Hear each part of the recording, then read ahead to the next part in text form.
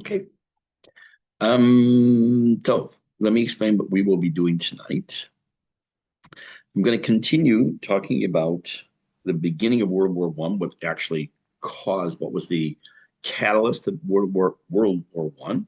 We're going to talk about some of the actual things that happened.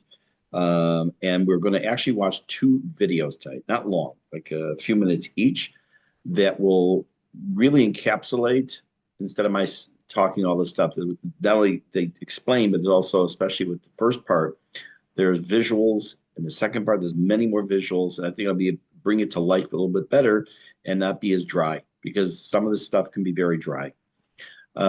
So we're talking about what we talked about last week, the shot heard around the world, which really refers to, first, it was first said by Ralph Waldo Emerson in a poem called the Concord Hymn, where he referred to the first shot that was fired by the British that led to eventually to the American Revolution. Same thing is true and also applies to what we're going to start off with tonight. I mentioned a man named Archduke Ferdinand. He was the heir to the Austro-Hungarian Empire. Himself was we're talking right now, end of June 1914. Matter of fact, exactly however many years, 112 years ago this week. So Archduke Ferdinand, who was the heir to the throne of the Austro-Hungarian Empire, was a complicated man. He was not particularly loved by the establishment, nor by his people. And matter of fact, he got into a particular marriage that his wife was prevented in any way, shape, or form of being part of the future empire should he die. Well, he was visiting a city of Sarajevo, which at that time was the capital of Bosnia. He was there to inspect some maneuvers. I'm going to make this very brief because the video is going to do a much better job than I can. And while he was there, a group of Bosnian Serb nationalists. Remember, we talked last week about nationalism, which is the idea that people feel that their country should be for them and not have immigrants and not have anybody else. It's just Serbians as Bosnian Serbs.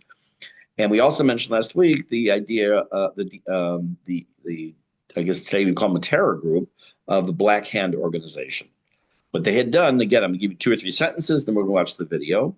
They positioned themselves on the route in which the Archduke was going to be taking with the purpose of wanting to kill him. So they throw a bomb in his car and it bounces off, doesn't do any damage. So it would have seemed like they had failed. But in reality, they're about to change the world. And we'll see how. First, let's take a look at the video. It's about 8 minutes. If you're just joining me now, I'm going to be taking a look at a video of a man who I've taught this moment in history many times. And I realized I was pronouncing his name wrong. The assassin, Gavrilo Princip. I've been saying Princip all these years, but Gavrilo Princip, who will be murdering actually the Archduke Ferdinand and his wife, which becomes the second time in the history where we refer to as the shot heard around the world. So let's take a look. We share with sound, and let's find share. There's a large screen, and let's take us out of here. Just get it all set up properly. Move my picture here, and action.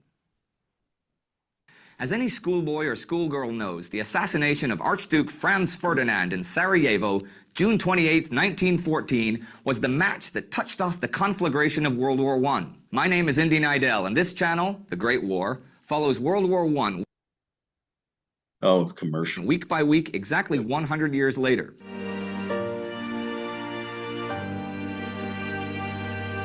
First, I'd like to talk a little about Franz Ferdinand himself, so here's a very brief bio. He was born in 1863, one of Austria's 70 archdukes. It wasn't called Austria-Hungary yet. Now, he became very wealthy just before he reached his teens, when his cousin died and he was chosen to inherit a vast estate. Another death in 1889 changed his destiny enormously. All right. The suicide of his cousin, I'm Crown losing Prince you Rudolph. here. I'll call you back. Okay, just a second. I wanted to to make sure everyone's on mute. A second, okay. Thanks. This left Ferdinand's father heir to the throne of Austria-Hungary, but he immediately renounced his position, leaving Franz Ferdinand next in line to rule the empire. He was still in this position when he died, by which time Emperor Franz Joseph was 84 years old and Ferdinand was 50. Now, if you read pretty much any bio, long or short, on Franz Ferdinand, you'll discover that not a whole lot of people actually liked him. Sorry for the commercial. ביבי חלש מול איראן. Yeah, blah, blah, עם ישראל blah. יקר, אני אייל עמר, מתנדב במד"א 22 שנה, ויחד עם... Well, except his wife, the Duchess Sophia. She was a Bohemian aristocrat, but without actual royal blood, so the imperial house made certain that neither Sophia nor any of her children could ever inherit the throne. This also meant they weren't much accepted by the Austrian aristocracy, in spite of his position as the next emperor, and a lot of people went out of their way to treat the Archduke and Duchess like crap. One other thing that every bio is sure to mention is Ferdinand's passion for hunting. He apparently recorded over 250,000 creatures killed in his 50 years on Earth. Now, I suppose that's really neither here nor there, but what is here and there are Franz Ferdinand's beliefs. He was very conservative and, let's just call it, unenlightened to be polite. He hated the Hungarians. He thought the Slavs were less than human, and he actually referred to Serbs as pigs. He was also very strongly Catholic, which carried with it the anti-Jewish, anti-Jesuit baggage of the times. He did love his wife, though, with a great passion, and the preservation of the Austrian Empire. And that is something we'll come back to in a few minutes. Before that, let's meet his assassin, Gavrilo Princip. Princip was a member of the Young Bosnians, one of several violent secret societies in the Balkans, and one who decided to kill Franz Ferdinand when he announced his June visit to Bosnia in March 1914. Okay, so in May, Princip and two associates went to Belgrade, Serbia, where they were provided with 4 pistols and 6 bombs by the Black Hand, and Princip had some shooting practice in a city park. Now, that's not especially relevant. I just thought I'd like to point out that people had shooting practice in city parks back then. So, at the end of May, Princip and company took an 8-day journey to Sarajevo, planning to kill the Archduke. It's important to note here that the Austrian authorities and the Archduke himself were aware of the danger of some sort of murder attempt, since these sort of things were pretty commonplace in the empire, and especially in the Balkans. Now, here's a quote from Franz Ferdinand the day he began his journey to Sarajevo and his car overheated. "Our journey starts with an extremely promising omen. Here our car burns, and down there they will throw bombs at us." So, the evening before they were supposed to arrive in Sarajevo, right? Franz Ferdinand and Sophia surprised everyone by turning up early, just on impulse, and they had a really nice time wandering around the town, which was a pretty exotic place back then. And later that evening came one of the great foreshadowing moments of all time. A member of the Bosnian parliament who had urged Ferdinand and Sophia to cancel the whole trip for reasons of safety was presented to Sophia, and she said this: "Things do not always turn out the way you say they will. Wherever we have been, everyone, down to the last Serb, has greeted us with such great friendliness, politeness, and true warmth that we are very happy with our visit." Okay, so far so good. But then the guy, whose name was Sunarik, answered this: "Your Highness, I pray to God that when I have the honor of meeting you again tomorrow night, you can repeat those words." Then they had a big banquet that night, and late the next morning, coincidentally their 14th wedding anniversary, the Archducal motorcade left Sarajevo station. No fewer than 7 young Bosnian hitmen were deployed on the town's bridges, one of which the Archduke had to cross. Now, one of the young Bosnians threw a bomb at the Archduke's car, but it bounced off his hood before it exploded, wounding 2 of the Archduke's men. The motorcade drove on to the town hall, and they listened to a bunch of the usual speeches. And then, after that, Franz Ferdinand changed his plans. He decided to visit the men who'd been hurt by the bomb to see if they were okay. So he wanted to go toward the hospital. But there was a lot of confusion over the new route and who'd been told what and who hadn't been told what. So when the Archduke's driver turned off the Apple key, the general sharing Ferdinand's car told the driver, no, back up and continue on Apple key. So the driver stopped the car because it had no functioning reverse gear, and he stopped it right next to where Gavrilo Princip was standing. So Princip raised his pistol and fired twice from a distance of only a few feet away. Sophie died instantly, and Franz Ferdinand's last words were, "Sophie, Sophie, don't die. Stay alive for our children." Franz Ferdinand. By the way, when I've taught this in the past, I understood that his last words were not that. There seems to be a difference of opinion what his last words were. Some were, "Sophie, Sophie, don't die." Others said, I think I've been hit. It's not too serious," or something like that. And died shortly after. Now, it's pretty amazing when you think about it that this whole enterprise could have possibly succeeded. I mean, it was so incredibly amateurish. And had the Austrian authorities taken any precautions whatsoever, well, I mean, think about it. There are loads of people who think the Black Hand had more to do with it, but you'd think they'd plan a little better, or heck, plan at all.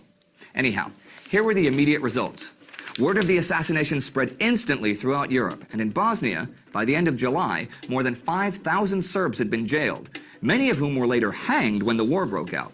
Princip was put in prison, being 27 days too young to receive the death penalty under Austrian law.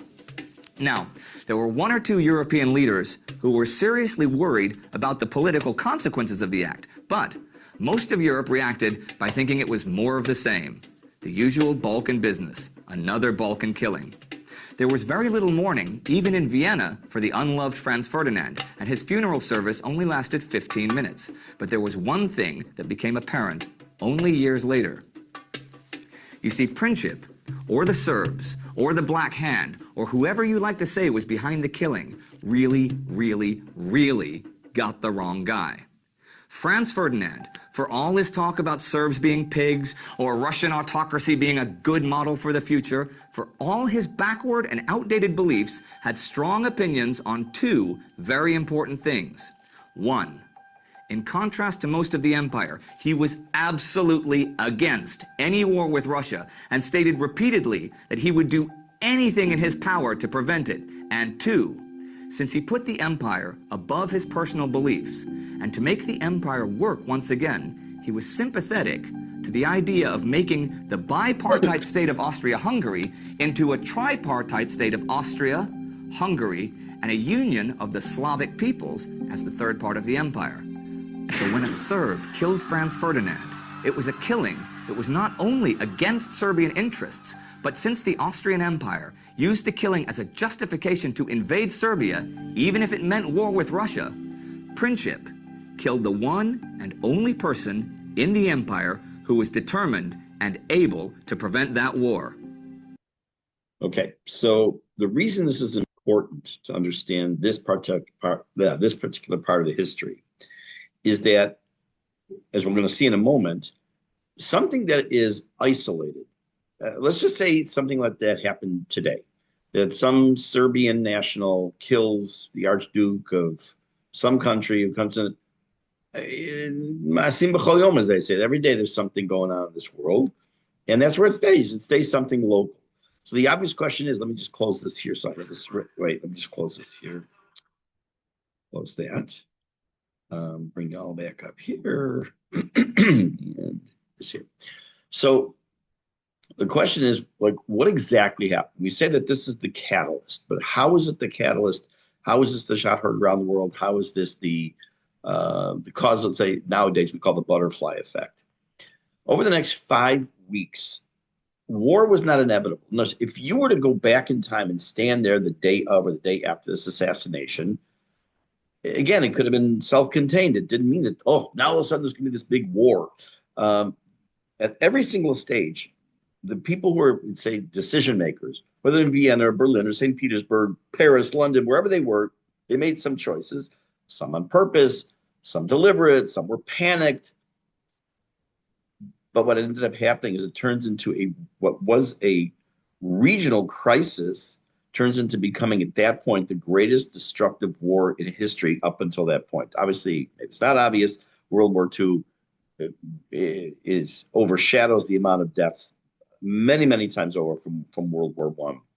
The original initial response from the Austro-Hungarian Empire was to use the assassination as a pretext to just crush Serbian nationalism once and for all. Again, remember we talked about last week or the week before that one of the things that leads up to one of the components of the beginning of World War I is this desire for a people to have their own country, that is homogeneous. The Serbs, that's where they're going to be. And now they want to crush the Austro-Hungarian Empire wants to crush that. They do it with armed German support. And they send Serbia an ultimatum on July 23rd. This happened end of June. Now we're July 23rd. That deliberately was designed to be unacceptable. Now, when you listen to some of these things, you kind of think about what's going on right now in current events, where between the United States and Iran and Qatar and whoever, I mean, everyone has an opinion about what's going on here, what they're saying, but there are certain things that have been stated that are doomed from day one. So among the things the Austro-Hungarian Empire officials are to participate in the murder on Serbian soil of the Archduke. Now that would be the equivalent of saying that there's a murder of an American citizen in Moscow, and the United States demands being the one who participate in that particular investigation. Not talking about Interpol, we're talking about the American people, the American military, whoever it is, to come to another country to be the ones who investigate. Now, it does happen within the United States where in different jurisdictions, they will work together. Let's say New Jersey, New York, or Chicago and Memphis, whatever it might be. But this is, you're talking about countries. So what really is an infringement of Serbian sovereignty. So this is our land. We're going to investigate. But that was one of the demands. But surprisingly, Serbia actually accepted it. And also Serbia added, they would have to also go to international arbitration. But Austria and Hungary said, no, not enough. Not good enough. And they just broke off diplomatic relations. July 28th, a month after the assassination, Austria-Hungary declares war on Serbia. So for those 5 weeks approximately, nothing was happening immediately from this assassination of Archduke Ferdinand and his wife. Things start to boil over. Again, it looks like it may just be a regional war between the Austro-Hungarian Empire trying to crush Serbia. Maybe. But that doesn't how it's not how it pans out. Russia felt a brotherhood to the Slavic people. They couldn't allow Serbia to be crushed. So Tsar Nicholas decides a partial mobilization on July 25th and a general mobilization on July 30th, and they're going to get involved. They're going to be fighting on the side of Serbia. So now, so far, you have a Serbia and Russia. Not only you have Russia, Serbia is this big and Russia is massive on one side, and you have the Austro-Hungarian Empire on the other, which is also very large. Austria-Hungary, let's put it different. Germany is kind of sitting off to the side for a moment, and they said, you know what, we want to form an alliance with Austria-Hungary, and they were afraid of the Russian mobilization. So Germany declares war on Russia on August 1st. So you see, this is starting to spin out of control. One thing which was regional, this one decides they're going to help. This one says we're going to get involved on the other side, and they're going to start doing other things. France allies with Russia. Britain said that they're going to go to war on Germany the same evening. So within 5 weeks of the shooting in Sarajevo, Archduke Ferdinand and his wife, the 5 great powers of Europe are at war. If you remember in the last class, we talked about all these different empires and these different groups and nationalism. Like, why was that important to know? Because now you start to see how pieces start to fit together. What was the reason that Austria-Hungary goes to war with Serbia? What's the reason Russia joins? What's the reason Britain joins in? Why is Germany going to declare war on? So it starts to unravel. The Ottoman Empire enters the war on the German side. Remember, the Ottoman Empire is Turkey, basically, and all the lands that they control, including Israel at the time. It wasn't called Israel yet. They enter the war on the German side in November 1914, and this opens a new theater of war in the Middle East. It would have been, will have enormous consequences for the Jewish people. And I said the first couple classes, the first one and this one, are not really going to be focusing yet on the Jews, When we do come back to this and backtrack, we're going to see how this involvement of the Ottoman Empire, how it affects the Jews, especially here in Israel. Italy originally declared their neutrality, which was unusual for Italy, especially if you're familiar a little bit with World War II. And they didn't enter the war for a while until middle of 1915. It's already been going on now for a number of months, and they come on the Allied side, the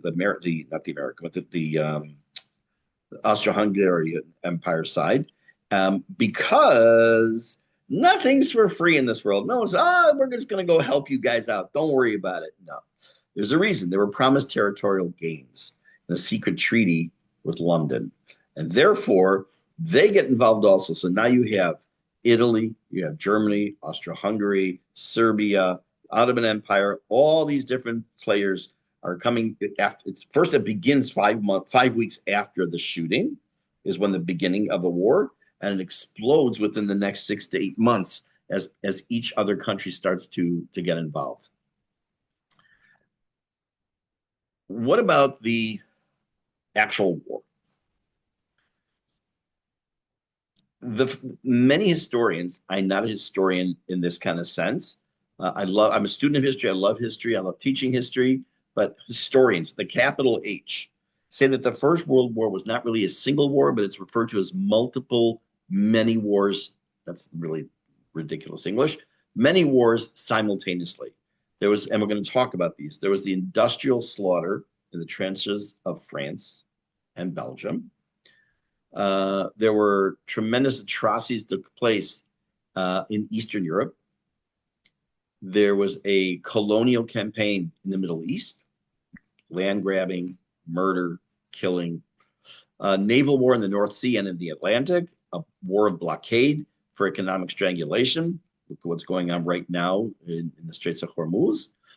To understand what the war meant for the Jewish people, which again we're going to get to, we have to first understand what this war was. It was physical in its scale, massive, and the consequences were massive, not just on the battlefields, but in the home fronts of all the civilian populations. Let's take a different war for a moment. Let's talk about the Vietnam War, which everyone here will remember. I remember as a kid thinking that the hippies were going to end up becoming running the United States. I remember being afraid, talking to my parents about the hippies and the yippies, and they're going to run the United States. Anyway, so in Vietnam, the war that was taken, which some said was an illegal war, and the way that the soldiers were treated that came home was terrible. But what was happening was, 14,000 miles away from the home front. The effect it had in the United States was that people were protesting. Unfortunately, there were some killings in the United States, but it wasn't affecting the country directly as far as other than soldiers who were going overseas. It wasn't happening. Like, they weren't getting sirens, of course, and they were running to shelters. It was over there. But what was happening in this war, in World War I, is that the people living in the home countries were also feeling the pressure of the war, the devastation of the war, and everything that we all, unfortunately, here know what that's like. Probably the one idea that is most associated with World War I was something called the War of the Trenches. We're going to see a video in a few minutes about that. It was what that really means, because in most people's mind, the War of the Trenches meant they dug some trenches and they shot from there. It's a lot more significant and serious than that. German forces, though, as this is about to happen, start sweeping through Belgium. They begin by burning down one of the main universities in the city, executing thousands of Belgians, and the Allied press referred to that as the rape of Belgium. It did a massive damage to Germany's moral standing in the world, and especially within the United States. The German chief of staff has a nervous breakdown because of this, has to be replaced. But before he does, he says to the Kaiser, the king, "Your Majesty, we have lost the war."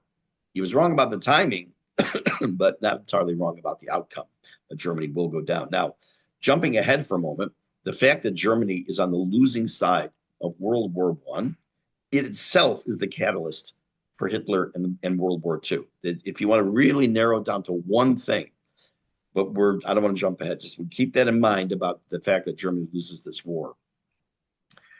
There's a lot of military activity that takes place. And if I went into it, you'd be like half asleep if you're not, all asleep by listening to it. It's very, unless you want to read about it, it's truly boring. Unless you're really into military strategy, you can put up maps and forget it. I'm not going to get into that. Just keep in mind that by the end of 1914, the Western Front was solid. It would remain with some fluctuations and be fixed that way for approximately the next 4 years. What about the trench system? I want to talk about the different types of trenches, and then we will look at a video. They weren't just ditches. They were a complex system of front lines. They didn't dig trenches 70 miles away from the front. Remember, the kind of material and weapons and things that we have today in World War I, what they had was child's play compared to what we have obviously today. So much of, unlike the battles that, let's say, took place in the 13th century, it literally was hand-to-hand combat. Okay, there were guns and things, some early types of tanks, but it was not like we're talking what we have nowadays. So trenches, which were meant to be used as a place from which to fight and to protect yourself, had to be near the front. So it was a very complex system of frontline trenches. There were support trenches, reserve trenches, communication trenches, dugouts, not baseball, and all kinds of fortification that went on for miles and miles. Between the trenches and the actual fronts, where the actual the enemy would be, that was known as no man's land. Sometimes it was a few hundred yards, sometimes maybe a mile. And that area was filled generally with barbed wire, unexploded ordnance, and unburied dead. Now, again, I think probably one of the best ways to understand what is the hallmark of World War I as far as military strategies and action is to watch a short video, 8 or 9 minutes or something, about trench warfare. I previewed it, and I didn't see the entire thing. So I'm hoping it's not going to be anything that people don't want to see, but we shall watch and find out. Let me just get that here, make this big. Move this here. And let us begin. About the First World War, and you can be pretty sure that it won't be long before. Oh, wait 1 second. When I was listening to it originally, I put it on very fast speed to watch it to make sure it's okay. Before trenches get mentioned. What exactly was life like in the trenches for the ordinary soldier? Stay with us, as in this video we'll look at a typical day for a soldier in the front lines and what it was really like. First off, what was a trench? In short, it was an excavated stretch of ground, usually dug down into the earth, originally created as a simple way to offer protection from machine guns, rifle fire and artillery. From late 1914, when trenches spread to cover more than 400 miles from the Belgian coast to the border of Switzerland, they were constantly improved and developed, and by 1917 they were hugely complex systems. By mid-1915, trenches had expanded not only lengthwise along the front, but also backwards. A trench system was made up of at least 3 lines, a front line, a support line, and a reserve. This is what I was mentioning before, that it wasn't just they dug a trench. They had to have something nearby. Let's say here's the enemy, here's no man's land, here's the front line where the trenches start.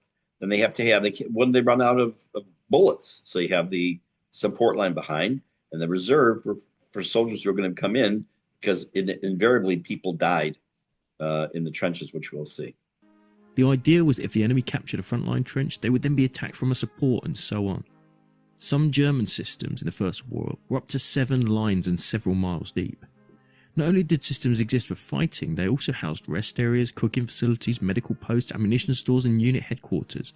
They were linked by communication trenches, lines running at 90 degrees to the front to allow men to move between the various positions in some kind of safety.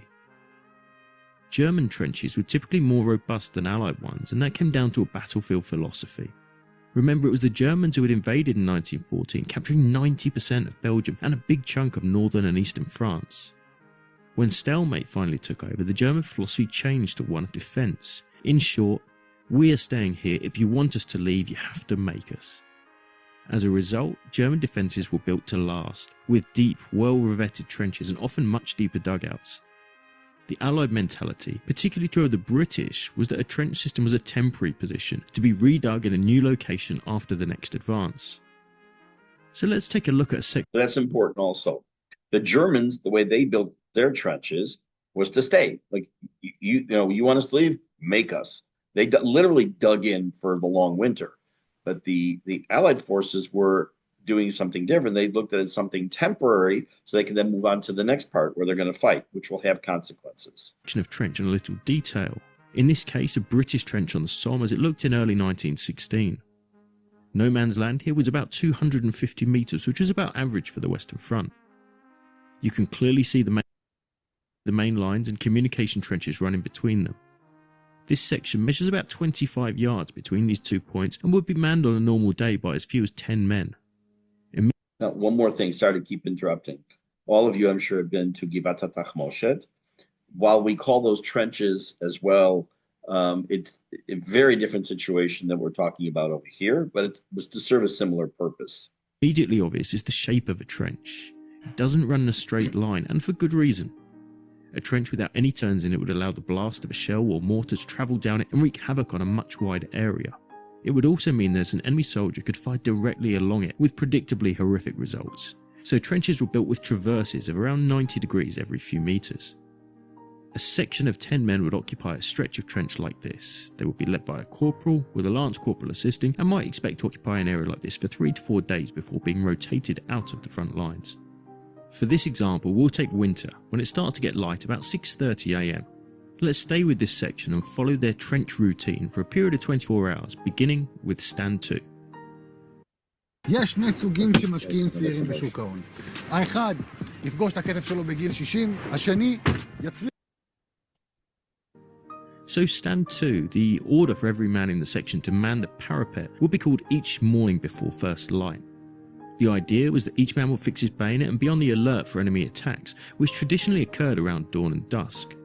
Stand 2 lasted from just pre-dawn to full daylight, at which point 9 of the 10 men would be stood down, with the 10th remaining on sentry go, acting as the eyes and ears of his comrades. For the rest of the section, it was time for the daily rum ration, a favourite amongst troops. Doled out in jars marked SRD or Supply Reserve Depot, the jars and the substance in them earned the nickname seldom reaches destination. This was followed by a key daily ritual, breakfast. Rations did vary in the First World War, but on the whole were quite plentiful. The most common things to find were bacon, cheese, bread, corned beef, stews, biscuits and jam. Food was plentiful because living and particularly working in the trenches was tiring and lots of calories were required. Usually cooked over a small open fire or brazier, breakfast was a welcome meal for those on both sides of the wire, who rather sportingly rarely interrupted each other's morning meal. With breakfast finished and tidied away, it was time for the men to look after themselves. This meant a wash and a shave. These were compulsory, not only to minimise the chance of illness, but shaving was particularly important as a soldier with stubble may not be able to use his gas respirator effectively, a very dangerous situation. Often the last few mouthfuls of warm tea would serve as shaving water. By 10 AM, half of the section had to engage in the crucial role of weapon cleaning. Keeping rifles and other weapons in prime condition was essential, and special care was taken to remove any accumulated dirt. It was important that only half the men clean their weapons at any one time, as an enemy attack when the entire section had their weapon in pieces would have not ended well. With weapons cleaned, it was time for a visit from the platoon sergeant, who made a tour of all 4 sections under his command to check the state of the men, weapons and trenches. Any infraction would be punished depending on severity, but could include extra duties, being confined to barracks when out of the trenches, or being deprived of pay for a period of time. With the morning's major activities out of the way, most of the men in the section had a little time to themselves. This might be taken up by writing, chatting with comrades, or resting before their 2-hour stint of sentry duty. Assuming no show. By the way, this should be obvious to you. This is not when it's actively in the process of being attacked. This is their daily routine as they were waiting for there to be a battle. Or sniper fire was seen or heard around the section, which was surprisingly rare. The rest of the morning would pass quietly. Midday was when lunch arrived, brought up the line by men of the battalion who were in reserve positions. With any luck, it would have been still hot by the time it arrived in its dixies. Often this was stew, usually meat and vegetable, with of course a cup of tea. About the same time, the welcome mail would arrive. It was much overlooked just how impressive the postal system was in the First World War. In just a few days, mail could reach a soldier at the front, and caring family members would often send luxuries to their loved ones, which was shared by all the section. This was followed by a welcome period of free time for those not detailed for sentry duty. It might be taken up by writing letters, chatting, sleeping, or visits of the regimental medical officer who would make his rounds each day. It would take the men up to about 4:30 p.m. in the coming of darkness. Dusk brought another order to stand to, where men would fix bayonets, mount the parapet, careful not to expose their heads to the enemy, and wait. This might be an hour in winter. It was a deeply unpopular time, with the entire section prohibited from moving, smoking, or talking in all weathers. By around 5:30 p.m, stand down was ordered, one man in every 3 remaining on sentry, rotating at 1-hour intervals throughout the night. For those not You'll notice he keeps mentioning it, the bayonet. That's this right here that was attached to the end of the rifle. Bayonet meant hand-to-hand combat, because many times, as we know, in World War I, there was literally up close and personal, like the ancient times with swords and spears and things. So it still is carrying over into World War I. on duty, it was time for supper, often a hot soup, perhaps spiced up with one of the favourite additions sent from home, such as HP sauce. But night is really when the trenches come to life. Not only is there plenty of work to do, but the ever-present risk of enemy attack, mining or trench raids. The latter were particularly hated, where an enemy patrol might cross no man's land and attack a section of trench, throwing grenades and wielding trench clubs or fighting knives. Even if nothing happened, as was usually the case, the ever-present risk did not make for a restful night. Other tasks were important at night, such as improving positions and repairing trenches. Those movements, which had been far too risky at daytime, were all conducted under the cover of darkness. Some jobs, like repairing a trench parapet, were not too bad, but filling sandbags was certainly monotonous and tiring, though far less popular were those tasks requiring men to venture into no man's land. Repairing the barbed wire in front of a trench was particularly hated, as any noise would inevitably attract enemy fire, and often casualties. Sleep was hard to come by, certainly in any quantity. 3 hours is the most a man could expect before being called for his turn on sentry duty. And so, like this, the rest of the night would pass for the section, until around 4 AM when, once again, Stand To was called, and the next day of life in the front lines would begin. Looking at 24 hours in the trenches for a soldier shows us just why trench rotation was so important. Living for 4 years in frontline conditions was simply not possible, without even taking into account the thankfully uncommon enemy fire or the incredibly rare over-the-top attacks, which might take place just once or twice a year. For that reason, trench rotation was vital, with most men spending 4 days at the front, 4 days in support, and then 8 days in reserve, nominally at rest. It was an exhausting life, and for me, the real courage of the Tommy in the trenches was not necessarily bravery in action, but endurance, the ability to survive and carry on, regardless of the difficulties. A veteran of the Great War, when asked to describe his life in the trenches, once said, "For me, the war was 90% bored stiff, 9% frozen stiff, and 1% scared stiff." Okay, so what they gave you, let me just get rid of the video. Moment. Just a second. Back here. Okay. What they gave you was a picture of what the day looked like. And if you just watch this, you say, what's the big deal, right? So they had to rotate. They had to go to sleep for a couple hours. They had to put the barbed wire. Okay. The reason I showed you the video is to show you what I think, I don't say glorified, but didn't necessarily give a true 100% picture of how bad things were. You've heard the expression trench foot. That's where it comes from. The disease, the amount of people that were killed by enemies throwing grenades into the trenches, literally into the trenches. When you use the expression nowadays to get down in the trenches with the so-and-so, that's where it's from. The World War I is one of the hallmarks of it. Was the trenches, was the hand-to-hand combat with the bayonets. Many soldiers will know who died. What we'll do, Bezrat Hashem, next week, hopefully Tuesday, not Wednesday, we will take a look then, just a little bit, finish up the actual war, some statistics about numbers, and that's about it, and talk about the treaty. And then we're going to go back again now, like I said, and talk about now from the perspective of the Jewish people. Last week, this week, and just a little bit next week, is just about the war itself. And Bezrat Hashem, then we'll get back to the Jewish history part of the history. Wish you all good evening, and Besarot Tovot, and Only good things. B'ezrat Hashem. Have an easy fast, everybody who's fasting. Starts, I think, at 4:20 tomorrow. It's over something like 8:05, but don't take my word for it. You can look it up, or I can send it out if you need. Have a great evening, everybody.